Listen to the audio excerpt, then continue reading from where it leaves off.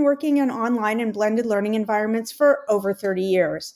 As technology has changed, so has our ability to support language learners in a variety of technology-rich environments. So just as it may have felt a little backwards when you started working with backwards design, this presentation may feel a bit backwards as well. And the reason for that is to maximize your synchronous time, you really do need to focus to a great extent on what you're doing in asynchronous time. So in this session, I want to share with you 5 keys to maximizing your synchronous online instruction. Although the reality being, as I mentioned, that these keys are really related to what's happening during asynchronous time, these keys will also maximize your time whether you're meeting with your students in a face-to-face environment, a blended or hybrid course, or a fully online course. They're really just good educational practices. So let's go ahead and get started. Okay, so first off, your synchronous time is really only successful if your students are aware of what they do and don't know, and they can find this out through concept checks.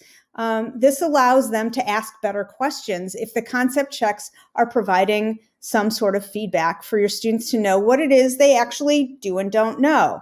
There are a number of different ways you can do that. I'm going to share with you just a few examples. So the one over here on the left of your screen, this comes from a super site, which is a textbook website. So if you happen to still be using textbooks, check and see if your textbook happens to offer some online activities that students can do that are providing them with feedback on what they do and don't know. These are really great lower order thinking skills, a way to practice just understanding and remembering the basic information, which you can then build on during your synchronous time. Another option that I have over here is Quizlet. There are many, many languages represented in Quizlet, including the less commonly taught languages.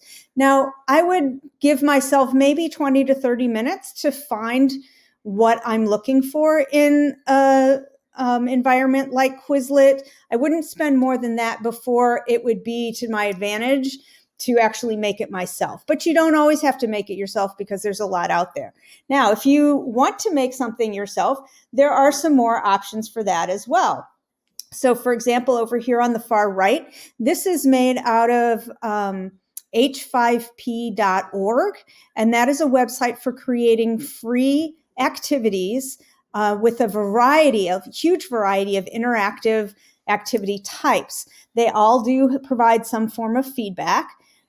Because this is a free site, the feedback only goes to your students, but it does help them to know what they do and don't know so that they can, again, ask better questions. A similar site to that, also easy to create your own activities in, is called Learning Apps. Both of these websites are very, very user-friendly, and you put your own content in there, and they have a variety of activity types. So those are good self-check options for your students so that they come in with more information and they really know what it is they don't know and what to be asking. Now, it's as I shared this idea of students knowing what they don't know and asking better questions, it's also important as an instructor, if you can find out ahead of time, it's very helpful to know what it is your students do and don't know. So there's a couple of different ways that you can go about this. If you use the previous activity types as self-check, you can always add in a Google form quiz, or your course management system probably has a quizzing tool in it. Just 4 to 5 questions to check and see whether or not your students got the main idea that you were hoping that they would practice. That feedback will tell you what it is your students really did and didn't understand. One of the biggest mistakes that teachers make is to reteach a whole lesson. So if you know ahead of time what it is that your students are struggling with based on that feedback, then you have an opportunity to just simply address those pieces of the puzzle rather than reteaching the entire lesson that they should have learned asynchronously. If you reteach the entire lesson, then your students learn that they didn't need to bother with the asynchronous time. So to maximize the time that you have with them synchronously and using that time for them to practice communicating, you really need to know going into it, where are the questions that they still have? What can you reteach in a slightly different way so that they understand just that part and then move on? Also, with the students coming in with better questions because they're more clear on what they don't know, that synchronous time is definitely more impactful than it would have been otherwise. Now, the technologies that I previously mentioned to you, the h5p.org, Quizlet, and learning apps, there are ways to get analytics out of those. You may need to pay a fee in order to do that, but that's also available to you if you don't want to keep them just as self-check. So just keep that in mind. But whenever possible, it is important for you to get feedback as well as your students and to use that feedback to really, truly inform your instruction. The next really important key to successful synchronous time is scaffolding and integrating your content between your asynchronous time and your synchronous time. That gives it meaning, it gives it purpose. So for example, maybe you're going to have students post information to a Padlet during asynchronous time. They're going to put in a photo or a video and maybe some text answering whatever kind of question it is that you have for them that is probably connecting their personal interests with the vocabulary and the content of the theme that you're teaching at the time. So they put all of this content in Padlet, and then when you get to your synchronous session, you can move students into breakout groups or pairs and have them work looking at that Padlet and using that as the basis for the information that they're going to share and practice in whatever structures or activities that you want to create for them in practicing a speaking activity around the content posted in that Padlet. So that integration and that scaffolded preparation is what's going to allow them to be most successful in their synchronous time. Another way to look at synchronous time, I have here two examples, one in German and one in French, of sort of mingle activities. I'm sure you're familiar with these from face-to-face classes. And the idea is that students get information, they walk around the room, get information from their classmates about what they can and can't do, likes and dislikes, what they did last, that sort of thing. And they gather all of that information. So you can do these kind of mingle activities also in an online synchronous environment. And to do that, if you're using, say, Zoom or Collaborate Ultra, you simply put them into pairs. And every minute or so, you bring them back to the main room and you recreate new pairs so that they can go around and they can ask each other questions. Maybe it's only 30 seconds that they're with the pair. The key to doing that, it's going to feel clunky at first, but it really doesn't take any more time than it would take for students to wander around a classroom. However, the key to doing it is to not feel like you have to go in and listen to each pair. You can save that until the end. This is practice for them. Just like when you're walking around a room in a mingle activity and you're not hearing every single student all the time. So let go of feeling like you need to get into every pair and give them the chance to do that and switch them up every 30 seconds or every minute, whatever feels right to you.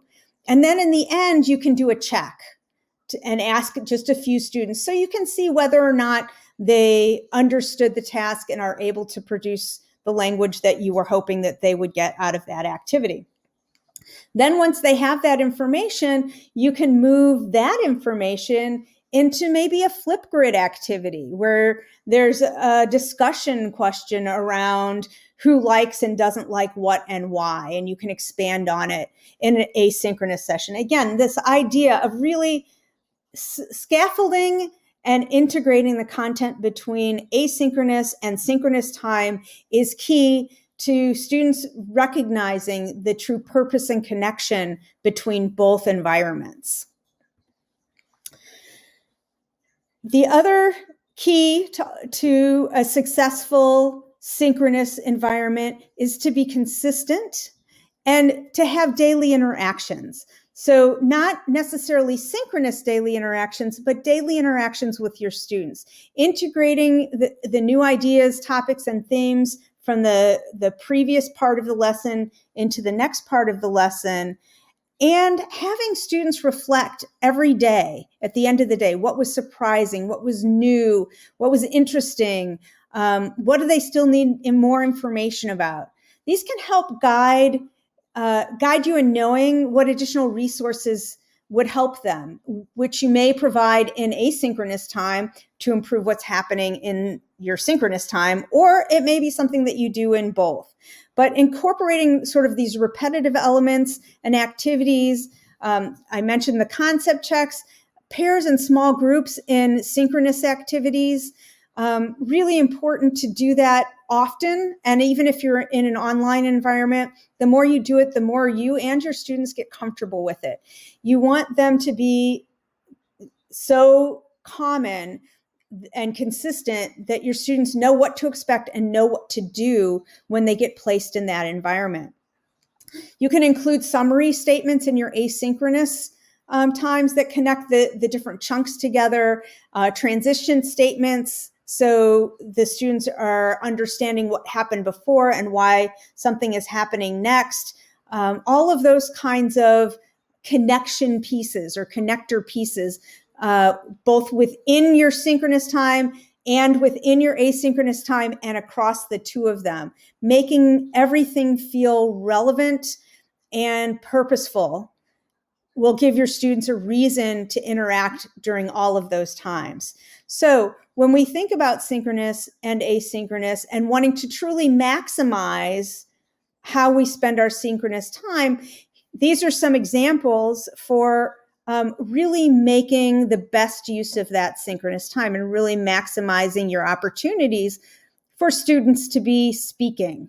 That's, the main thing we need students to be able to do is to speak interpersonally, and synchronous time is the best time to do that. So make sure that time is focused and it's not just a repeat of what they should have learned in their asynchronous time.